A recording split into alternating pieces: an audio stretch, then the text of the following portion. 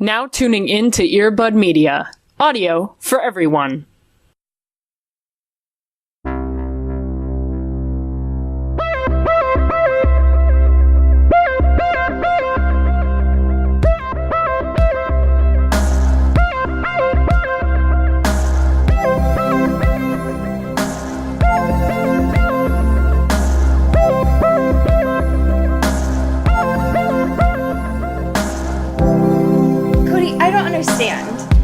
Y'all gave me all this shit for like a year about this. FBI is watching, NSA is watching, everybody's watching. Y'all like had me in an aluminum foil hat, put baby in a corner, all this shit. And now everybody's making memes, everybody's retweeting. And who the fuck came up with this first? Okay, well it wasn't, like, you didn't invent this. I feel like that's a bold claim to be like I invented the idea of being afraid of security, like NSA agents watching my every move. Who put it out on the podcast? Who had the aluminum hat first? Who's had Band-Aids? I mean, I wasn't the first one to make a short film about Band-Aids, but I'm just saying, I've been afraid for so long. Tom has been here. He's been listening. Sure. But don't you feel like now you're part of, like, a bigger community now that people are getting, you know, what you've been saying this whole time? Isn't that rewarding? To be fair, I do feel heard. I do feel respected and feel listened to, but I also feel like y'all are just making fun of me. I mean, absolutely. That's like, I'm retweeting them because I feel like someone is finally understanding me, but I also feel like y'all are in a separate group chat just being like, those motherfuckers finally retweeting these things. And I feel like you're also sending them to my therapist. Like, it's not cool. Damn. I'm just saying. And also, this whole time, I've been very set on the fact that Tom has been a one-on-one deal. Like, we've had a special connection. Sure. And now, y'all are saying that it's not just him and I? Like, you think that he just, like, has other people? What? Changing browser windows, changing tabs. You think he has a caseload? I don't understand. You think he's got more than me? That we were friends. Now, all this time I've been afraid, and now you think, like, what, this connection that we have isn't special? Like, I don't understand. I thought we had something. Tom?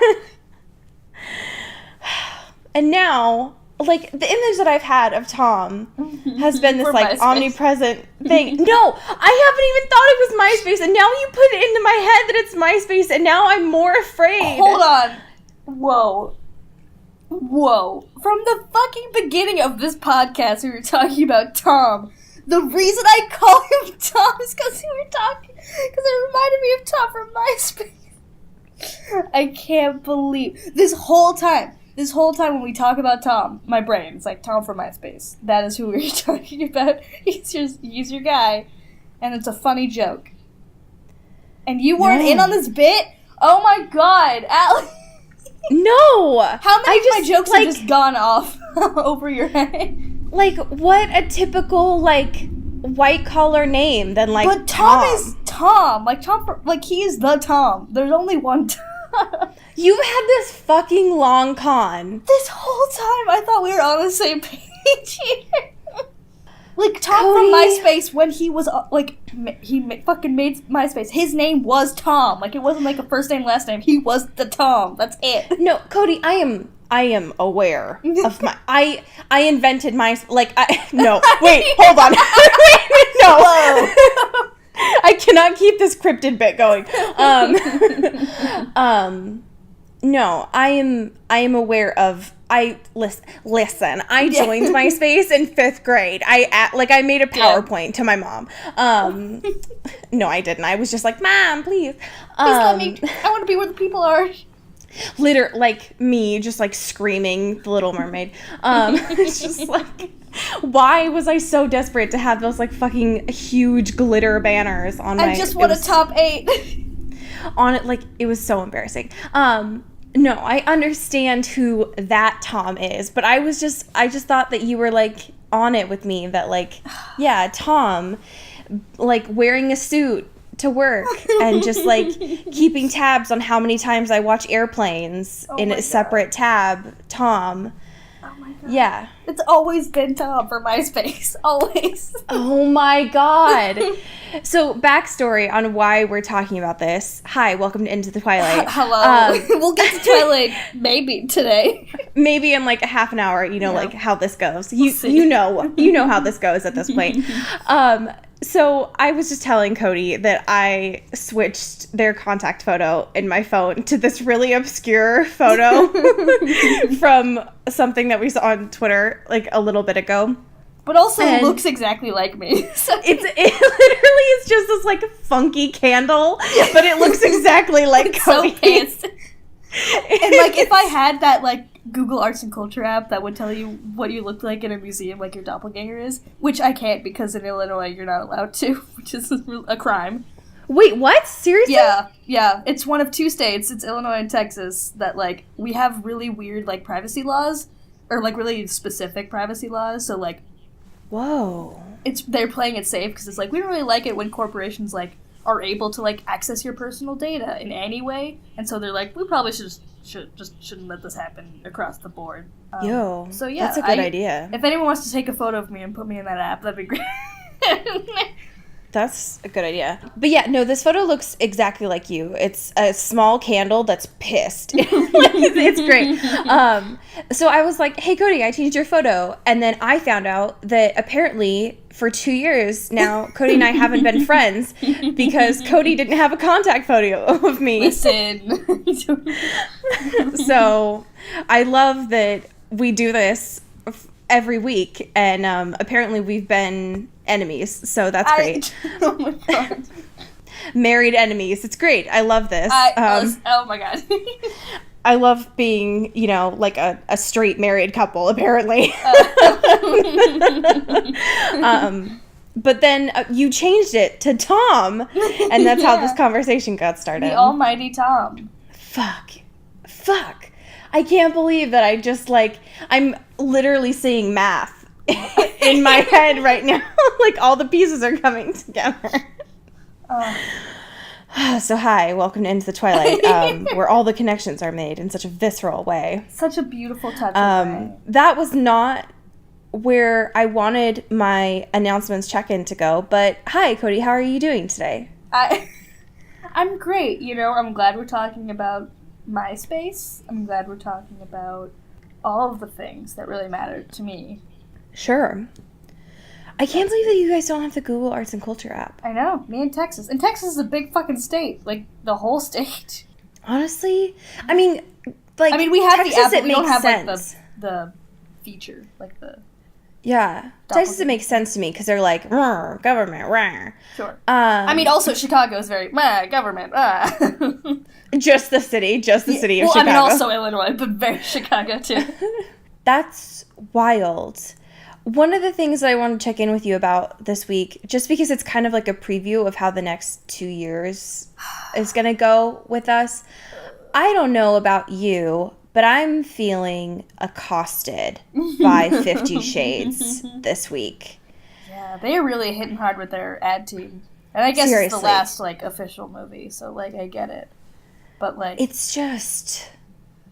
I'm literally feeling accosted by, whips and chains. But also, guns and murder and, espionage. What the fuck is happening in these books? I feel like we need to do an episode solely dedicated to brainstorming.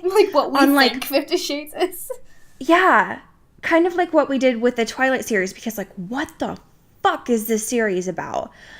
I thought I knew, and then I saw a trailer of, Christian Grey, with a gun, and, there was crime, and I was like, I don't actually think I know what this is. It also was before Lady Bird, which felt, really wrong.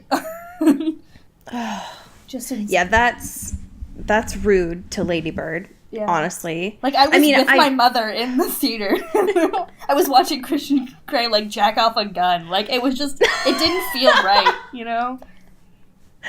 What was it that I texted you? Dick guns or something? That was like your 2-sentence review. Yeah. Dick guns. Hi, welcome to Dick Guns, our podcast for the next 2 years.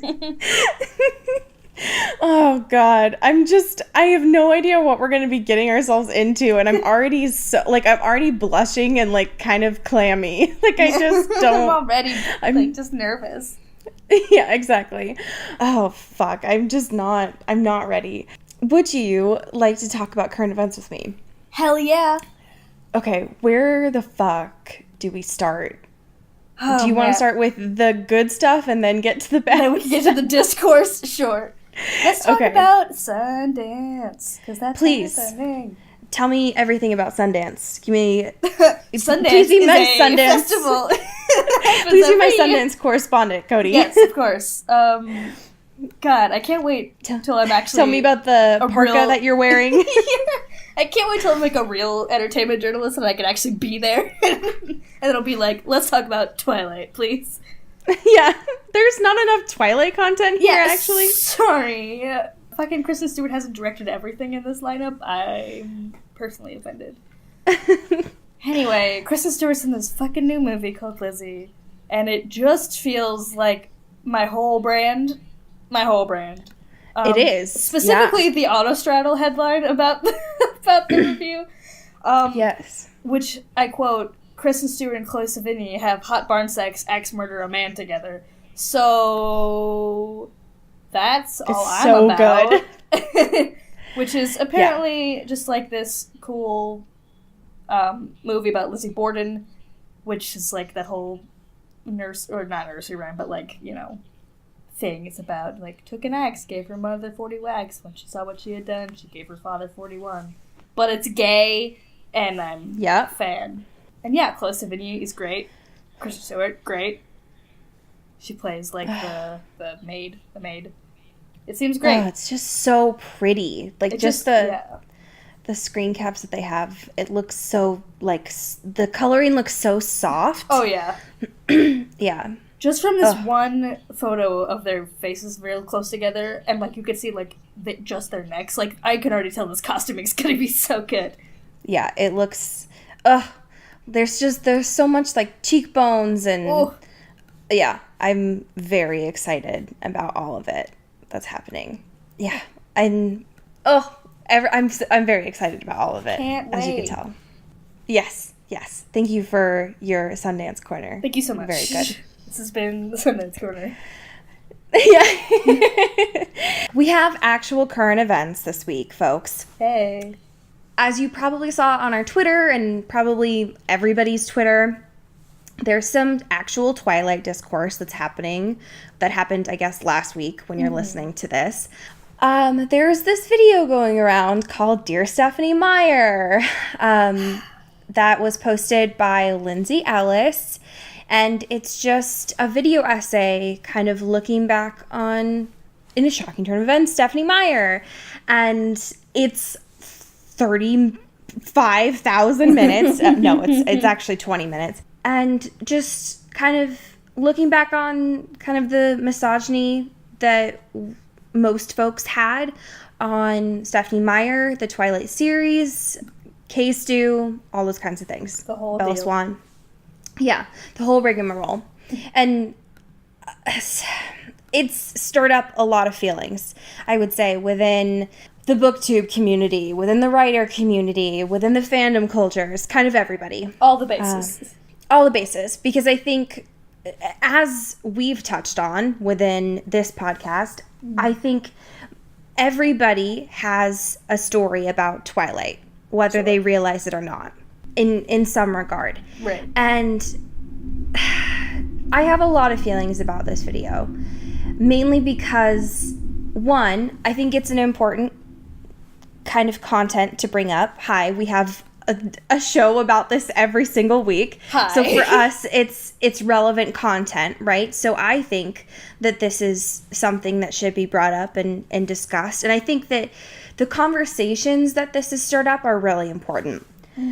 However, the actual content of this video essay was not valuable to me. just because of the fact that it didn't actually touch on anything that I found to be quite valuable in the sense of, well, okay, let me explain that a little bit more. So Lindsay touches on the fact that Stephanie got a lot of shit for writing these books, right? Like, she got a lot of shit just for being a female writer. Right. And just kind of got the brunt for all of female writing of all time, which is true, right? So in that regard, yes. But like what Lindsay kind of did with this was kind of be like, it's all good. And, you know, despite all the problems, like, I would just kind of, you know, like, the series is okay. Right. At the end of the day, that was what I took from the video. And there were a lot of threads that I posted on our Twitter kind of unpacking the video and the analysis from that series, which I would look through if you have time.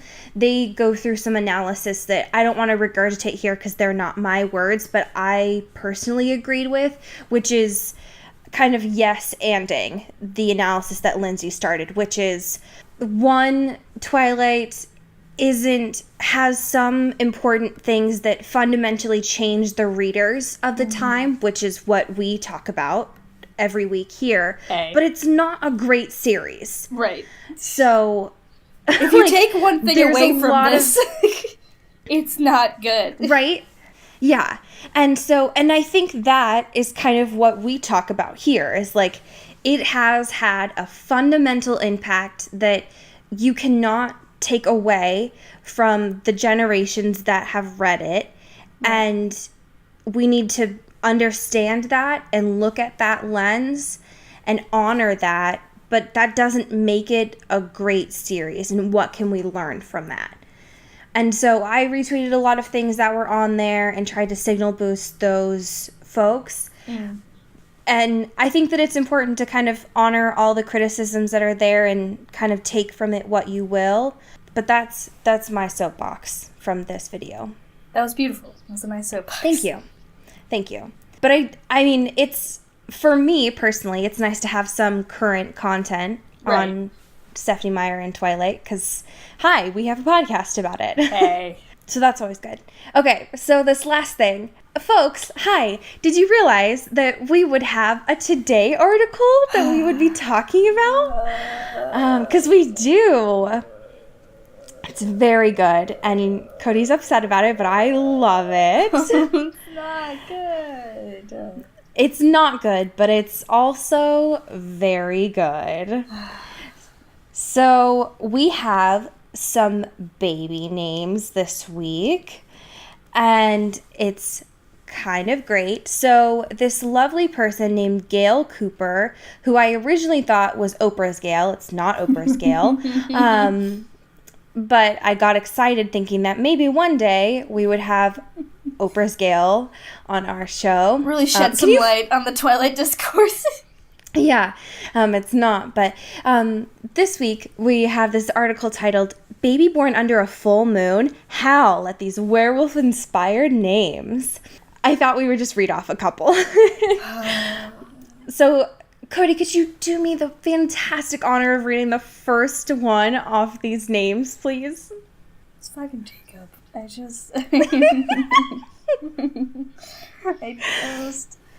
I'm so mad. Half of this article is just like, more like 90% of this article is like, who are famous fictional vampires? Here we go. Yep. Done. The second one is Ramus. Because why the fuck not? At least they're branching out from a different series, but we'll get right back to it. Don't you worry. The fifth one, number 5, is Leah, so that's lit. Let's see if there's any. I do love, though, that they bring up, they're like, Leah Clearwater is from the Twilight series, but also, in the Bible, she's Jacob's first wife. It's like, don't do that. So stop. Hey, shh. hey, don't. Hey, you know what? So number 10 is Embry, which, hey. I'm glad fucking Renesmee's not on here. I would have lost my marbles. Can you imagine? Just an honorable shout out. They put on number 11, Tyler, like Tyler Posey from Teen Wolf, which is very good to me. Yeah. This list is only 13, which seems like an unlucky number. That's a very odd connotation to put on a baby list, especially for parents who are often quite paranoid. Like, hey, we're going to put a very commonly known unlucky number on this baby name list. Sure, good omens all around. Yes, exactly. So that's just a fun, just in case you wanted some furry baby names for you. Just fine. Okay, so we have some questions this week. Our fantastic Patreon, Jessica asked, do you think Emmett would be a vegetarian if it wasn't for Rosalie and the Cullens' influence? Every time there is a conflict, not to mention when he talks about antagonizing, killing massive bears, he always seems to be hyped for a fight. That is true. Mm-hmm. He is hyped for a fight. I like this question a lot. I think just for convenience sake, like, he probably wouldn't be. Right, yeah. But I love this idea that we have that Emmett he's a woke bae. Oh my god. And I don't think that I think that he would kind of follow Edward's kind of old rule that he would, like, only kill assholes. Yeah, I think I agree with that too. And, like, he wouldn't kill anyone just for the convenience of it, kind of thing. Sure, yeah. And also, bears seem like much more fun to kill, and much more of a challenge. That's what I'm thinking, right? It's probably like, I just want to fight a bear.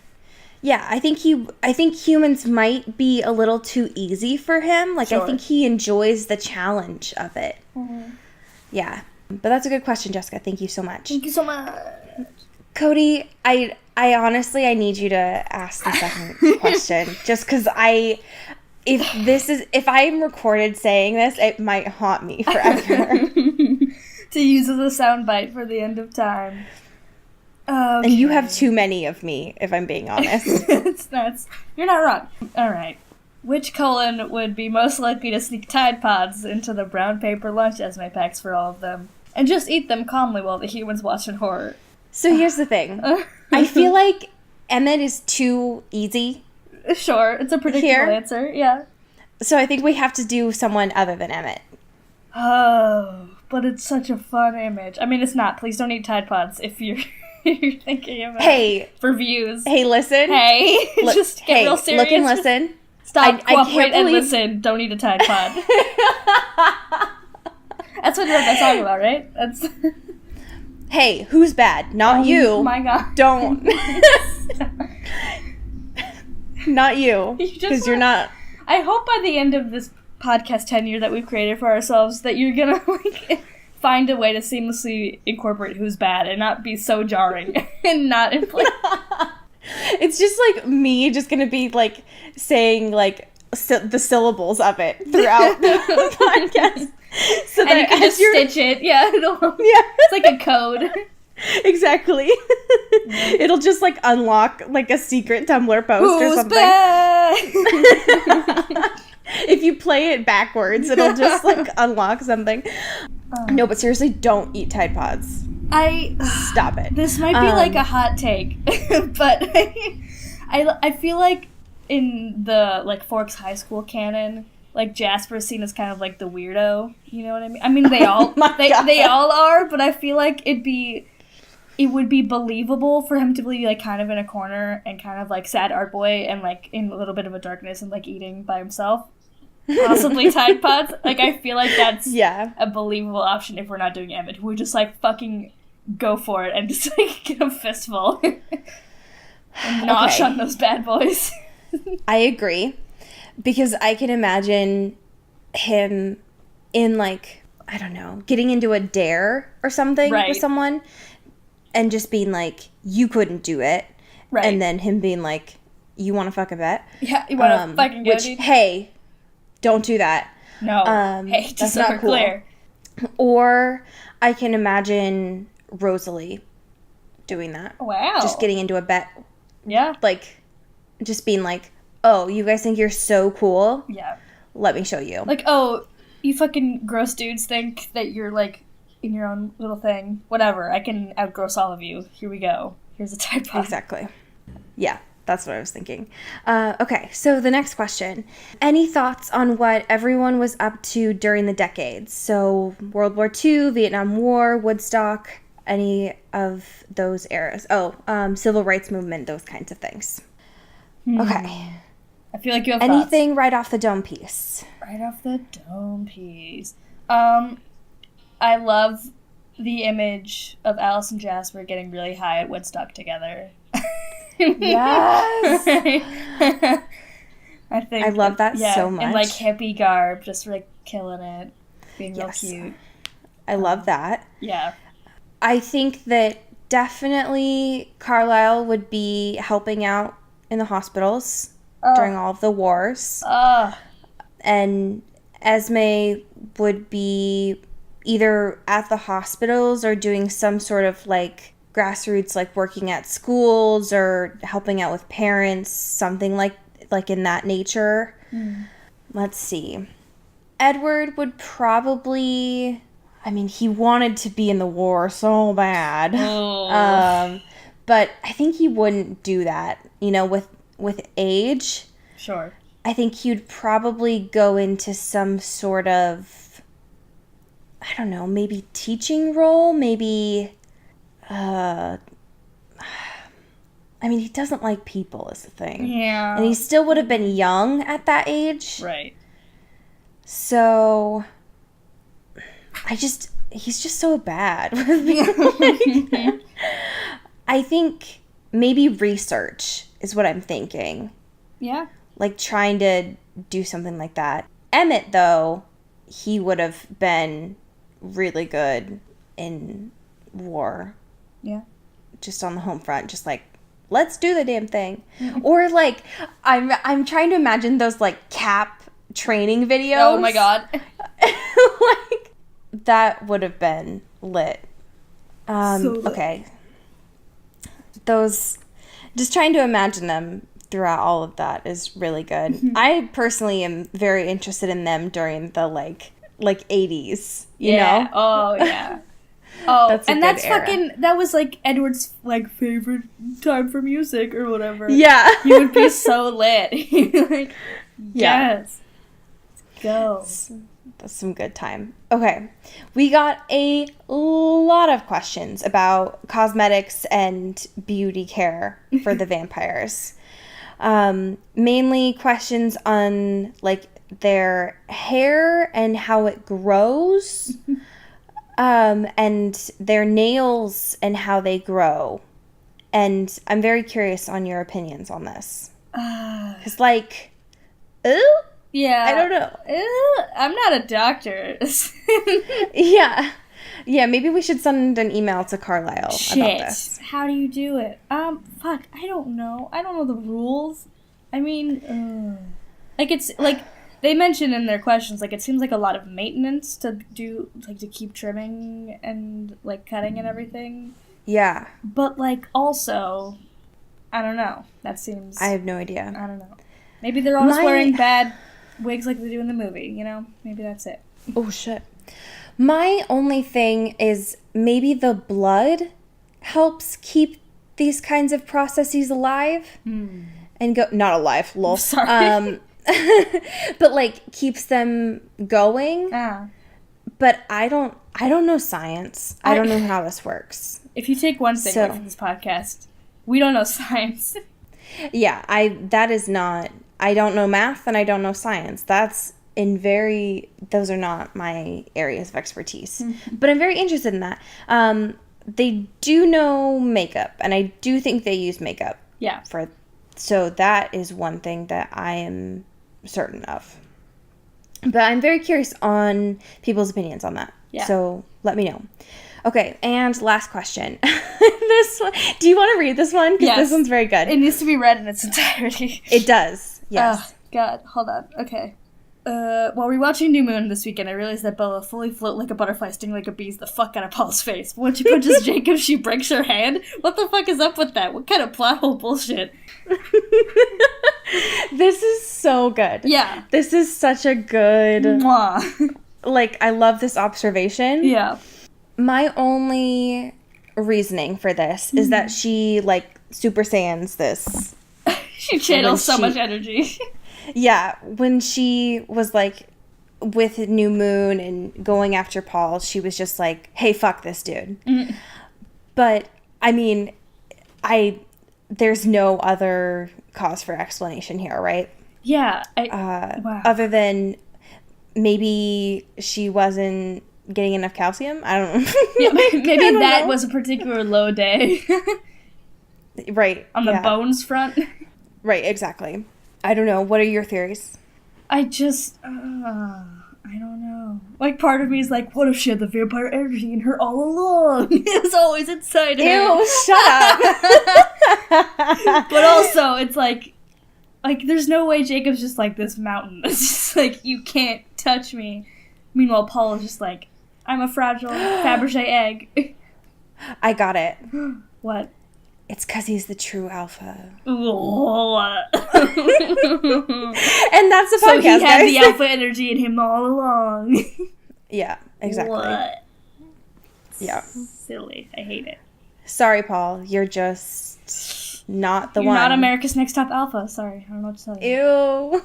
And with that, would you like to talk about Breaking Dawn with me? Let's go. Great. That's perfect. Do you remember the friends clapping? Fuck. Man, that seems like forever ago. I don't even. Man. That's not. I didn't live that lifetime. Man, remember the good old days? Remember when we were happy? Oh, it's fine. Like a distant dream. Like a dream in the wind. A dream in the wind. We're getting so close to the end of this book, Cody. Stop. I'm waiting. I'm so close. Don't tease me. We're just getting so close.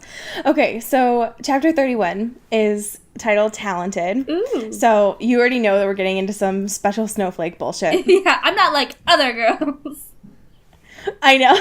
I'm not like other vampires. Like Stephanie Meyer's business card, honestly. Yeah, exactly. So we're leaving off exactly what? We're picking up exactly where we left off. We're just leaving this book. We're just stopping right here. Honestly, chapter 31, that's where it ends. No, we're getting into such important stuff. We only have like 70 more pages. We're so close. So many. Like chapter 31, it says on my Kindle, we're 75% of the way through. We're so close. So listen, this chapter to get degrees, you know?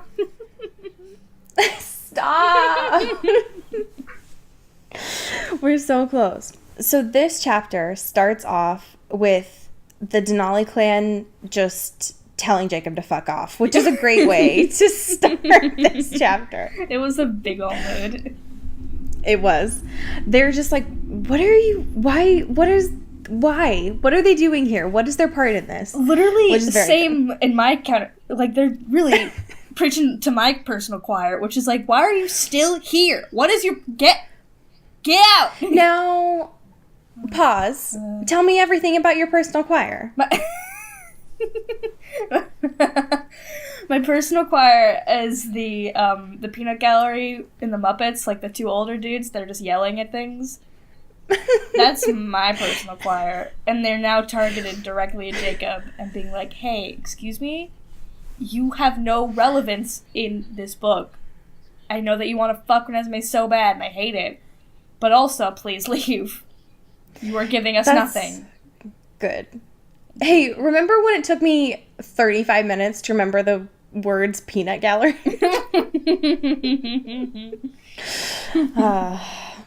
One of these days, when I get rich, I'm going to have a person that does nothing but remember words for me. Wow. And I know that that's technically Siri, but I don't have Siri turned on my phone because I don't believe in that. I need a human being to do it.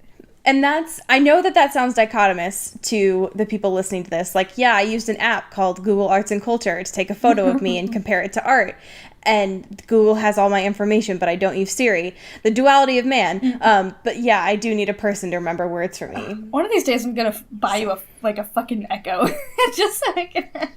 I have an Echo! So where's the line? Where do you draw the line of robots talking to you? Because when I say, Alexa, what is the name of that word that I'm thinking of? She's like, the weather is 45 degrees. And I'm like, that's... But Siri does that too. Like, Siri won't give you the word you're thinking of. That's why I need a person. But you have Siri turned off because you're afraid of the fucking robots in your phone. I don't understand why that's different for Alexa. Because sometimes, Cody, when I'm watching Grey's Anatomy, Alexa will just turn on. And I don't like that. And sometimes that makes me very afraid. Like, Christina will just be like saying blood, and Alexa will be like, yes, master? And I'm like, what are you saying right now? Oh like, yes, master, I do crave blood. And I'm like, okay, well, out the window you go, Alexa, bye.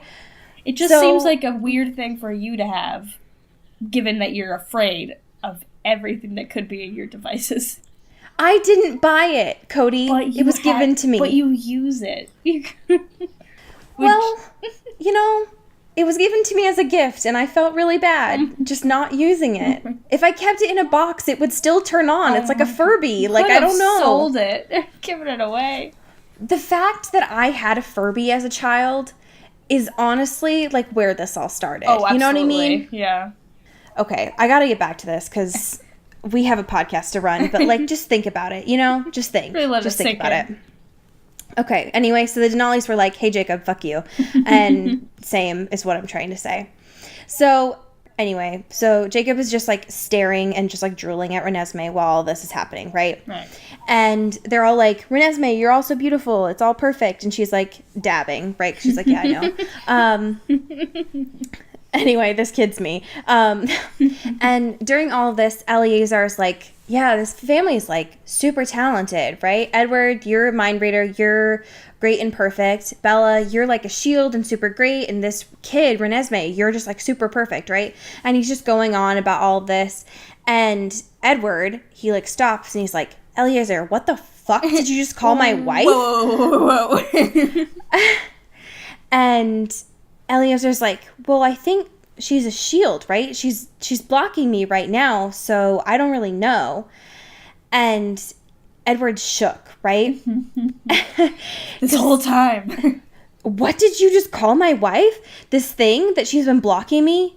It's a shield, but, like, you put a name to it, so I don't understand. Yeah. So they go on about this whole thing, right? Like, Bella's like, I don't think I'm wearing a shield of armor. I don't think I'm wearing this suit of armor and metal. I don't feel like it, but maybe. I don't know. Alice, is this what this dress is made out of? So, anyway, Eleazar goes on about this whole thing, because he was in the Volturi for a long time. I don't think that we talked about this last week. He kind of goes on about it a little bit more this week. But anything that's defensive, he goes on about, is called a shield. And so he asks Bella, like, have you tested this on anybody else except for Edward? So, of course, Bella goes on, is like, like, I don't know, like, it doesn't work on Edward, it doesn't work on Aro, but, like, Jasper can make me feel happy. Like, he's my personal happy little pill. Hey, Troy, what's up? Oh my God. And, like, Alice can still see my future. So what gives? So, yeah, so figure out my horoscope, Eleazar. What in the stars explains that, Eleazar? Also, another shout out to his name, because, like, reading it so much this week, Ooh. Beautiful. Like, It's so fun to say, and getting it said to you. Ooh. It's just so beautiful. So, during all of this, Edward is just so... He's just so happy to have a name for what Bella is, right? Because this whole time, he's been like, it's not just me. Like, I'm not broken. What? What? And he's so happy because he's like, I'd never thought about it as a shield blocking me from my powers. Wow. And he's like, the only other one I'd met was Renata, and she was so different. Also, sidebar, for some reason this whole week when I was reading this, I kept mistaking Renata's name for Rattata, the fucking Pokemon. And that's so fucked up. Yeah. Like, I'm so sorry, but like, Rattata. I just needed to say that out Bella's loud. like, hi, excuse me, who the fuck is Rattata? Sorry. Yeah, so I just needed to air out my sins this week. Anyway, so they go on a little bit more about the Volturi and all of their powers and stuff. We got a little bit more of that like last week when Edward was like, we can't fight. But this week we get a little bit more about like the defensive powers and all the bodyguards and all that stuff. Anyway, Renesmee is like, Mom, you're special. You have all these superpowers and all this stuff. But she's still kind of confused, right? Because she doesn't see the benefit of what her power can do just yet. Right. But we'll get there. But throughout all of this, it's important to remember that the Cullens only hang out with super special vampires. Because we find out that Kate is also powerful. She's kind of like Jane in the fact that she can run this like electric energy throughout all of her skin, which, can you imagine if you were like on public transit, someone just like wanted to touch you and it's like, fucking absolutely not.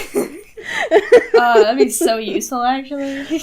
I would love that. God. It's so funny because Bella is like, as soon as she says that, she like backs away and she's like, I'm not gonna use it on you. Like, what do you, like, I'm not gonna fucking hurt you.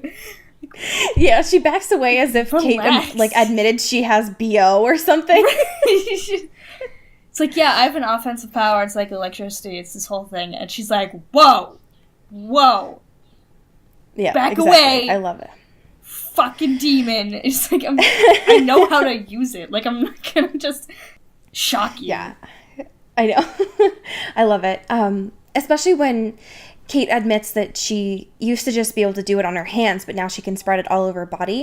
And Bella gets hyped. She's like, you have to teach me how to do this. And she like crushes Kate. And Kate's like, first of all, you're harshing my vibe. And second of all, you're breaking all my bones. So please stop.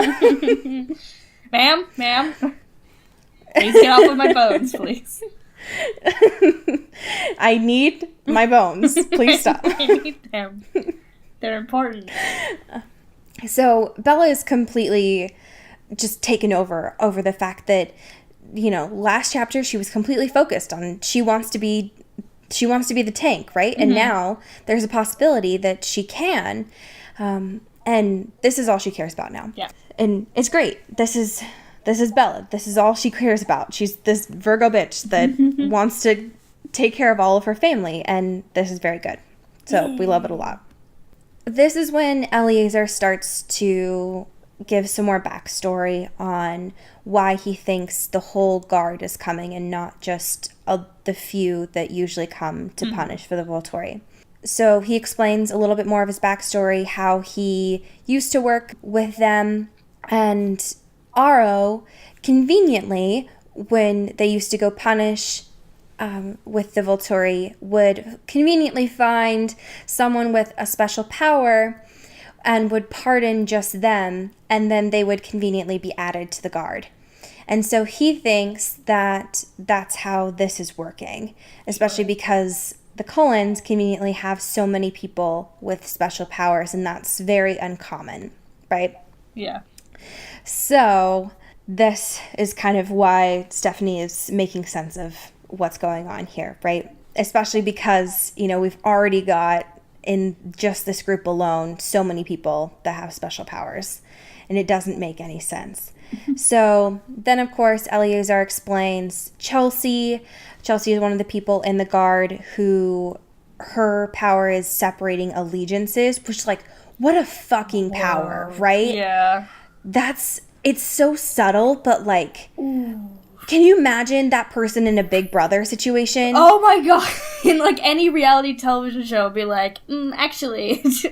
Wow, that's a fucking power play. Or just, like, in, like, any Bachelor franchise. Ooh. Ooh. That's such a subtle power of just being like, hey, you thought you were friends with someone? Nope. Or just, like, I want to ease my way faster into the coffee line. Yeah. Perfect. Done. Like, that's such a little magic power. Oof. Yeah, Chelsea's is like a subtle one that doesn't get talked about a lot, but would be super useful in society. Yeah. So, anyway, I thought most like applicable real world power. Yeah, exactly. So, anyway, I just think that that's super cool. And so one of the things that Eleazar mentions that is kind of the most important thing about this chapter is he says that Aro's goal is not punishment, but acquisition, right? So he's not necessarily concerned about killing everybody, which, I mean, he'll do. Yeah. Because that's not, anything off of his back. But he wants to make the guard as strong as possible. And as gifted as possible, I guess, is the best way to put it. What? And so that's when Bella kind of Ocean's 8's everything together, right? And she's like, oh shit. So that's why Alice and Jasper left, right? Because she remembers back to New Moon when Aro was kind of lusting after Alice's gift. And she's like, well, like, if Alice left, then wouldn't Aro want you too, Edward? And he's like, well, I don't necessarily have anything that he doesn't have already, right? But then she kind of puts together too, like, and Eleazar does this too, right? That Bella was already so strong as a human that her gift would be something that Aro would want, right? Right. And that kind of clicks together with the gift that he sent as a wedding present. So he was already kind of courting her, right? Right. So it's all kind of starting to click together. And so that's why when Edward says later on in the chapter that the Volturi was kind of waiting for this, and that's why Alice saw the vision. They were waiting and already kind of planning this. They just needed something to click into place for them to already come, which is so sinister. And especially for them to, their worldly view is that they're the keepers of the peace, but they were already waiting to create and, like, control these people. Right. It's super gross and, like, sinister. It's very, like, imperialistic, I would say. God, needed some water. Everyone take a minute to hydrate. Yeah. Hydration break. We need to do that. That's a good idea. And so the chapter ends. This is a lot of, like, a backstory. These two chapters, I would say, it's a lot of lore. It's a lot of Stephanie being like, hey, we need to catch up on lore time. It's been a hot minute since we've had some whimsical storytelling. Yeah. And so the chapter ends with they hear some tires coming down the drive, and Bella's like, oh shit, Charlie's coming. Fuck. Panic time. But then they find out that it's Peter and Charlotte. What? Charlotte. Hey, everyone. Welcome to the Charlatan. It's Charlotte that Alice sent. So it's another round of vampires being sent in. And that is where the chapter ends. So, chapter 32. It starts off again with Jacob he's just pissed. He is the worst Airbnb host, folks. Like, yeah, that's real. He's so unwelcoming. He's just, like, leaving dirty dishes out. Just, like, leaving the toilet seat up. Doing everything he can to be incredibly unwelcoming. And he's the worst, is basically what I'm trying to say. He's eating all of your chips that you just bought.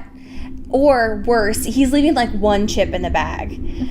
Like, yeah, he's very unwelcoming. We find out that since all of the vampires are coming in, that most of the wolves are back on the res with Sam. Hey. But Jacob.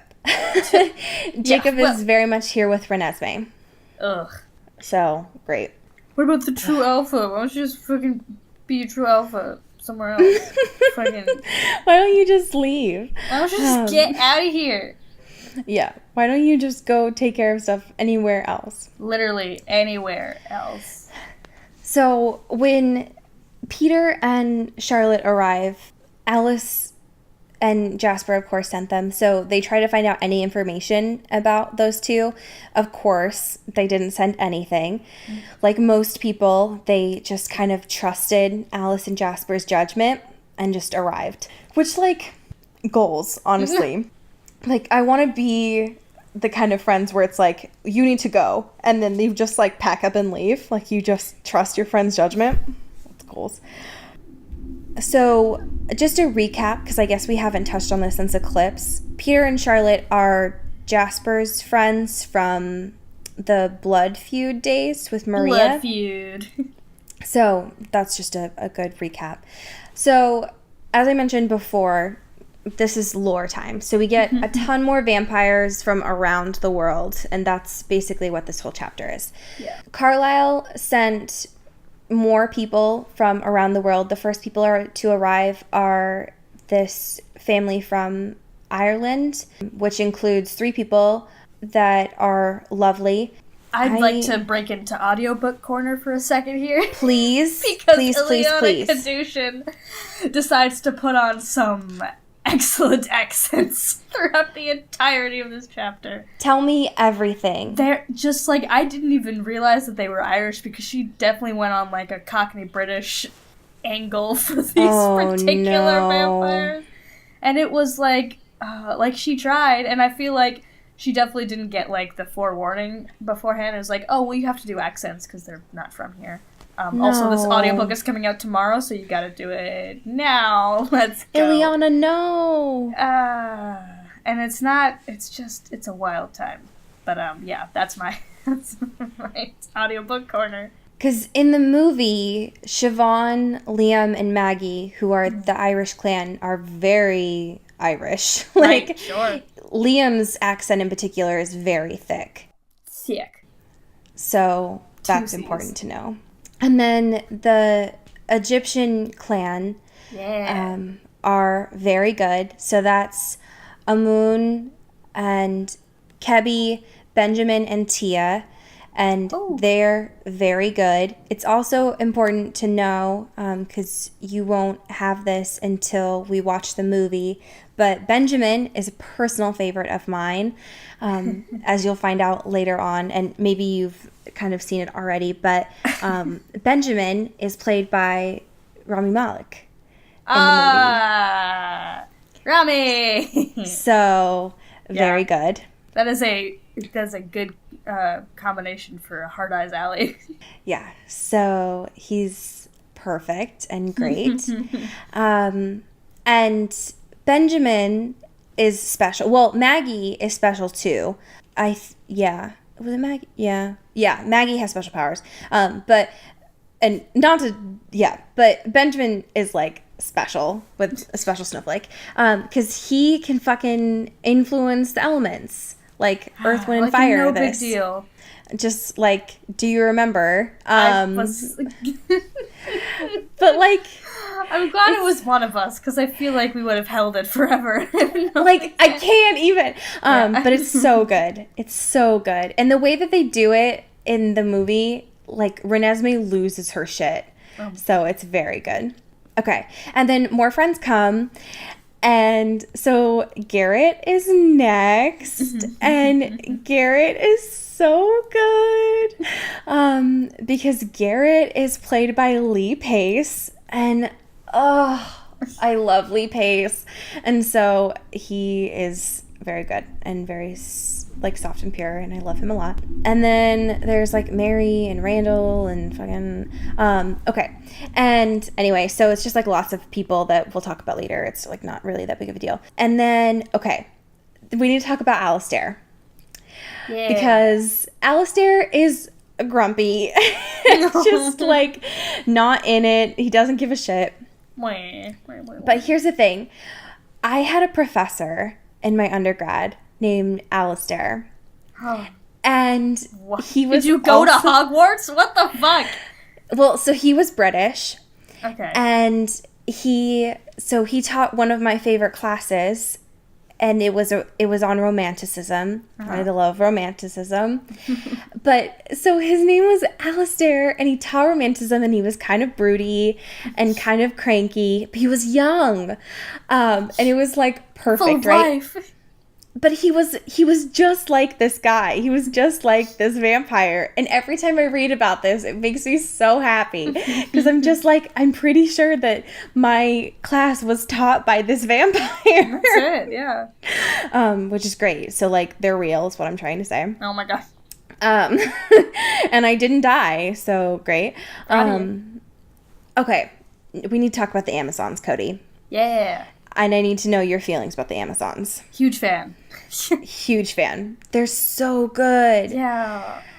Senna and Zafrina are lit. Like, dude. It only took us 4 books to get more characters of color in here.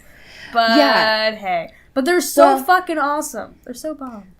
Well, so in here, like, I think Randall is a vampire of color as well. Cool. But there's not many, right? So she just, like, throws them in here as well. But yeah. Okay, so Senna and Zafrina are lit. Their powers are dope. Yep. And they're just, like... Elegant. Everybody is, like... Beautiful. Yeah, they're elegant. Everybody is, like, like mystified because they're, like, super powerful, right?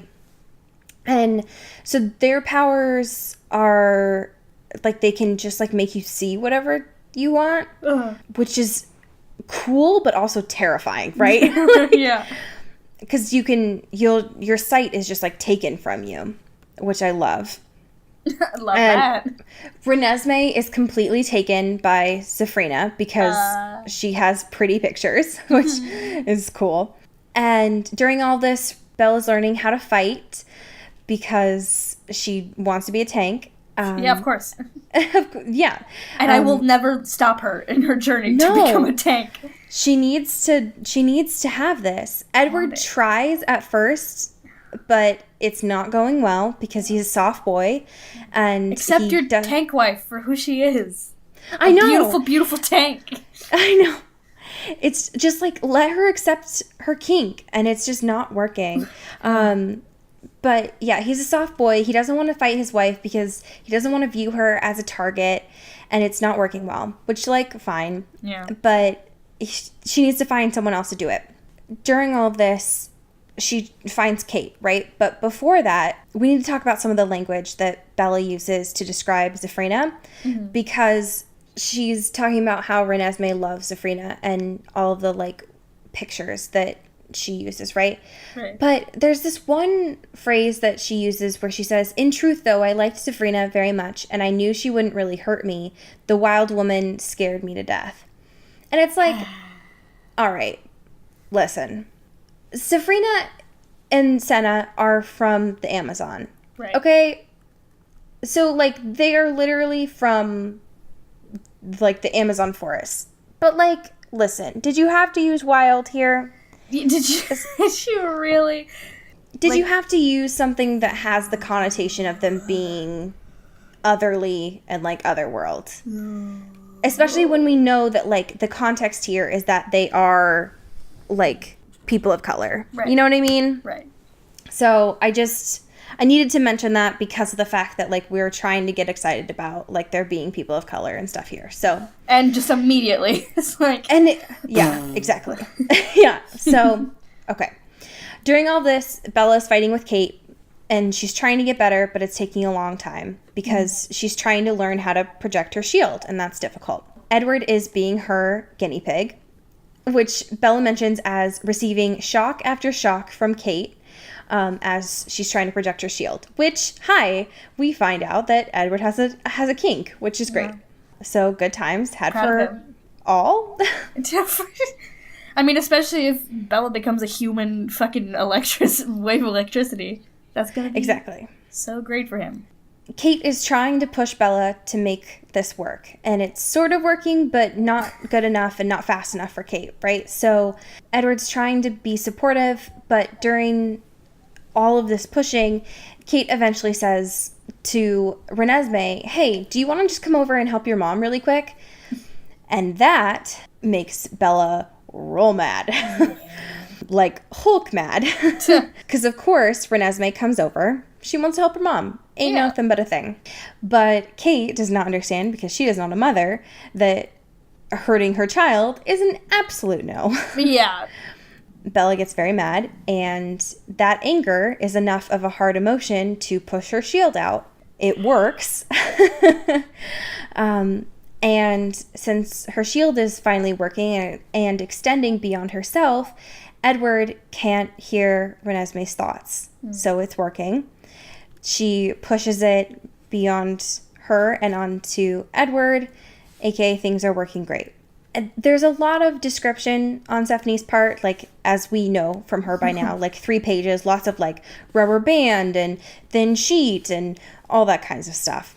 But during all of this, like, it's working. Edward's not being snapped, all that kind of stuff. Zafrina takes a shot at this as well, of trying to remove the vision from other people. Sure.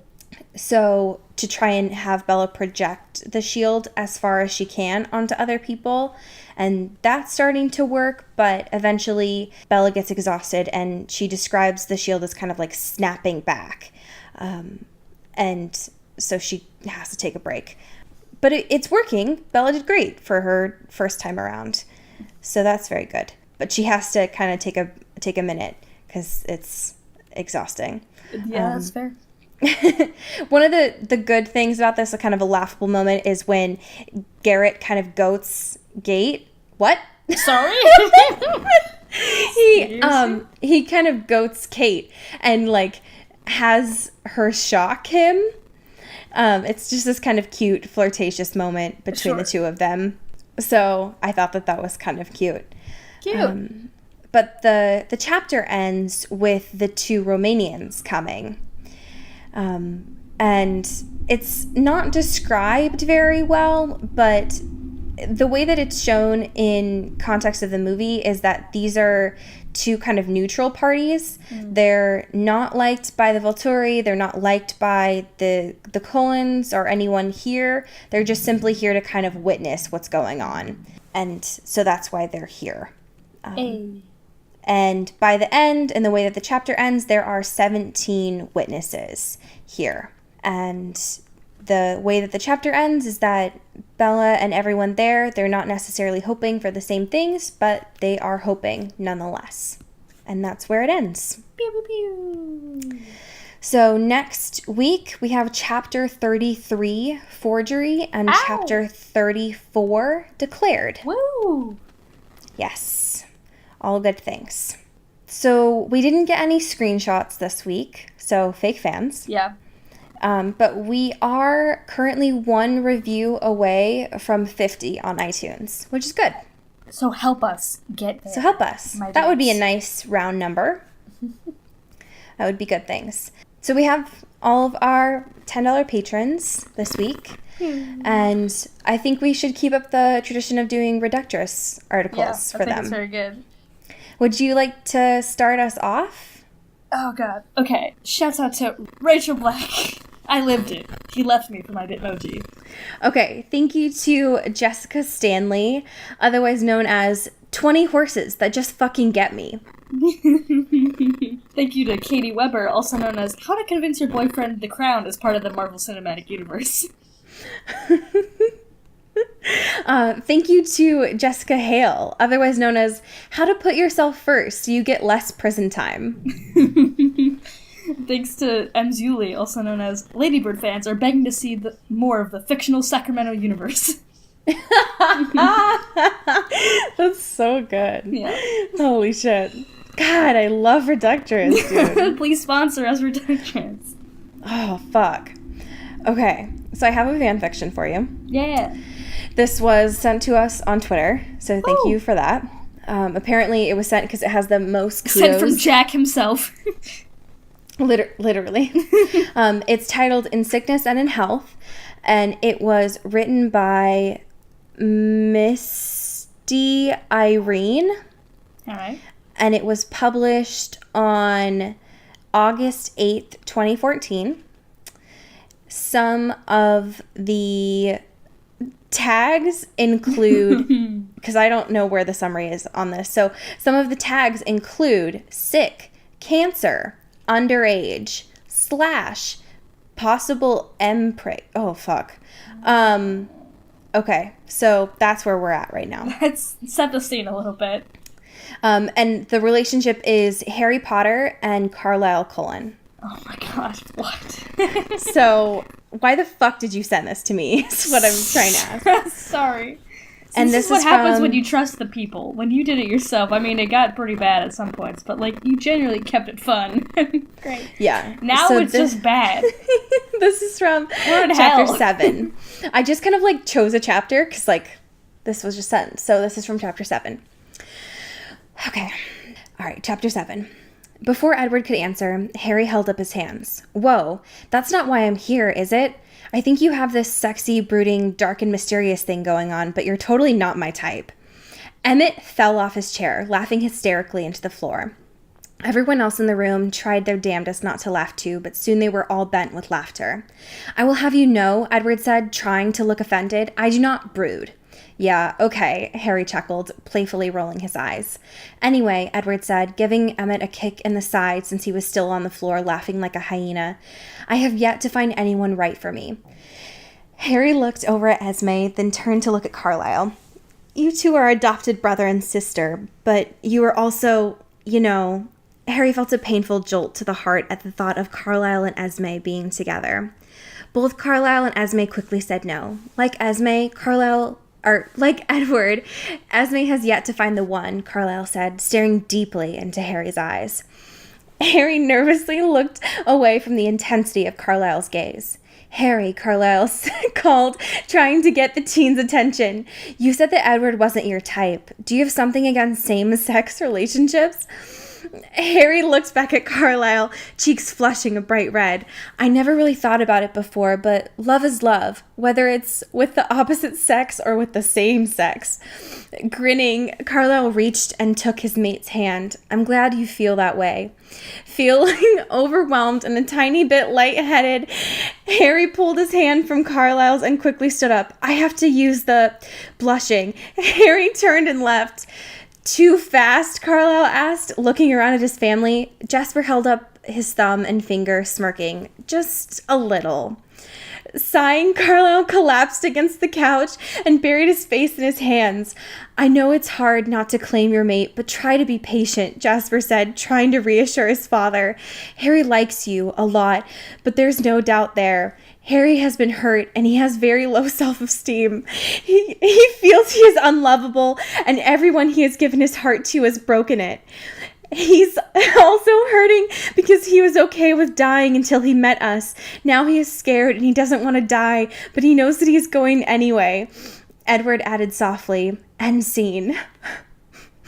Excuse me? What the fuck did you all send us? What the fuck? He even refers to him as a teen. What the fuck? What the fuck? I need to go eat a Tide Pod. What the fuck was that? I need to bleach my entire body from having to listen to that. What the fuck? What the fuck, Richard? As we say it for Get bit.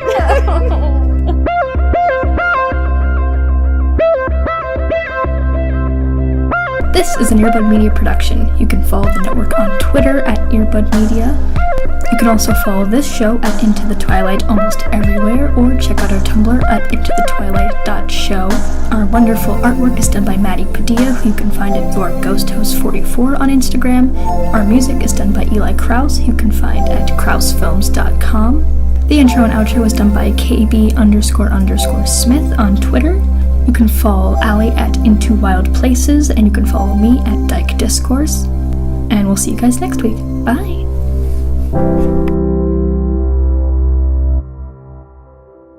You've been listening to Earbud Media Production. Earbud Media, Audio for everyone. Hey, Dan. Hey, what's up, John? I just wanted to confirm that we were recording Monday. Yes. What are we recording for? Oh, it's our new podcast. Our podcast, the Strange Little People one. Strange Little People, yeah. Yeah, the one on Earbud Media Productions. Mm-hmm. You can find it on YouTube. You can listen to it. The one that we update every Wednesday. Every Wednesday, dude. When we have new guests all the time. Sometimes. Most of the time. Yeah, and we talk about current events and stuff. People should listen to it, right? Yeah. It's something cool. I think people would like it. I mean, you don't have to, but I hope you would. Did you put out the ad yet? The flyers? Yeah, I'm doing it right now, as we speak. No, you're sitting down. No, this is happening right now, as we speak. John, why did my hand just go through you? Oh my god. John. We'll talk about it next week.